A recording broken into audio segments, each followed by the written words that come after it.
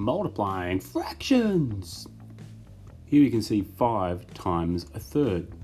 So let's appreciate this visually. So here you can see there are 5 thirds, which as you can see is the improper fraction 5 over 3.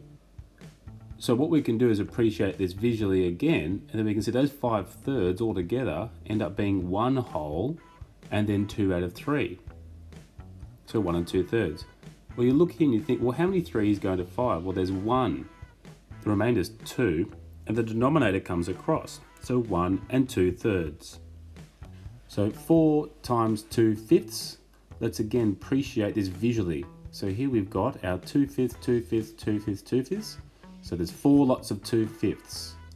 So how many fifths do we have altogether? Well, we've got 8. So the improper fraction is 8 over 5. Once more, appreciating this visually, we can see that means we've got over a whole, and then there's 3/5. So there's 1, and then there's 3/5. We can also look at the fact of how many times is 5 going to 8? Well, it goes in once, remainder of 3, and that denominator simply comes across. Here we've got 5 lots of 2/5, so we can see it there again visually. So if you can count them all up, you can see therefore we've got 10 fifths altogether. We can draw that up and we can see there that actually equals a whole and another whole. So how many 5's in 10? Well, there's 2.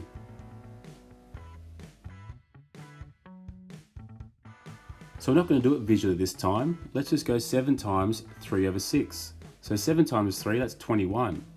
And so it's going to be 21 over 6 as the improper fraction. How many 6's going to 21?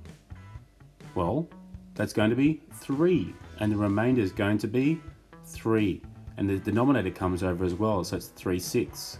We can make that, we can simplify that by saying that's 3.5. 9 times 4/7. Well, that's going to be 9 times 4 is 36. The denominator comes across, which is 7. So 36 over 7. How many 7's in 36?